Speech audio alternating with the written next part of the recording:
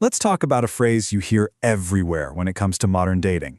It's this one little accusation that's actually packed with a whole lot of frustration. And yeah, a massive cultural shift. We're going to break it down.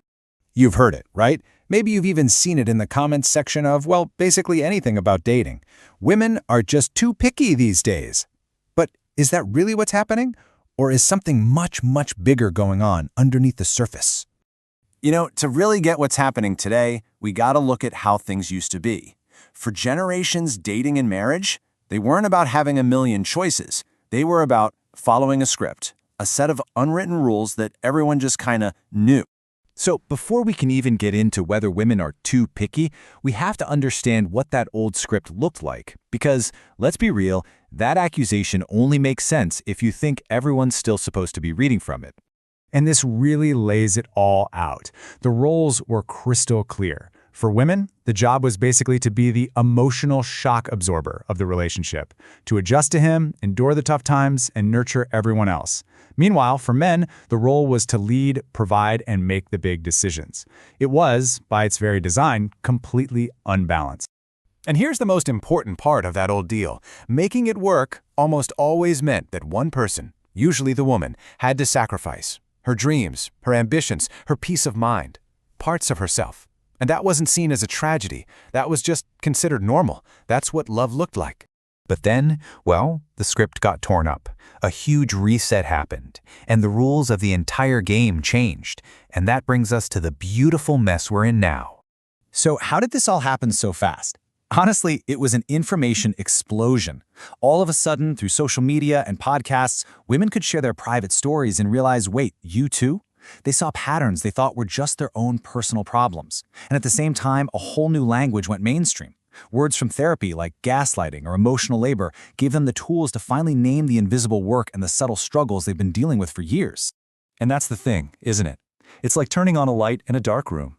Once women had the words for things like weaponized incompetence, when a partner pretends they can't possibly do a task correctly, or could spot just plain old bare minimum effort, they couldn't pretend they didn't see it anymore. And this is the absolute bottom line of the Great Reset. That old, tragic story about a relationship being this constant, draining struggle, it's just not romantic anymore. The appeal is gone. Okay, so this huge shift in mindset has a really direct and pretty profound consequence for dating. It has created a completely new reality, one where access to a woman's time, energy, and partnership is no longer a given. So what does this new reality actually look like? Well, you can see it in the choices women are making. They're delaying marriage, not rushing to some predetermined finish line. They're leaving relationships faster when they see red flags. They're choosing the peace of being single over the chaos of dating a man with potential. They're building their own financial stability. And maybe most importantly, they're demanding actual partnership, not just the promise of it someday. And this is where all the friction comes from. You have so many men who are raised on the rules of that old world. A world where just showing up was often enough. A world where their authority and access were pretty much automatic. And that world, it's just gone. This contrast says it all. In the old world, deep emotional effort from a man was like a bonus feature. It was optional. His authority was the default setting.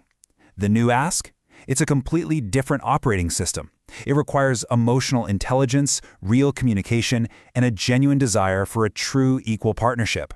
The bar isn't just higher, it's in a different location entirely. So, this brings us to the big takeaway. It's time to reframe this entire conversation, to move it away from being an accusation and see it for what it is: evolution. And this, right here, might be the most powerful change of all. The core question women are asking themselves has totally flipped. For so long, the question was, will he choose me? It was all about getting external validation. But the new question is internal. It's, does this person, does this relationship genuinely add value to the life I'm already building for myself? This new way of thinking is built on a couple of foundational truths. One, love shouldn't feel like a second job, like a heavy weight you have to drag around. And two, a healthy partnership should help you expand, not force you to shrink or erase pieces of yourself just to make it fit. Let that one sink in. For decades, the narrative was that prioritizing your own peace and well-being was selfish. That's being completely dismantled. The new understanding?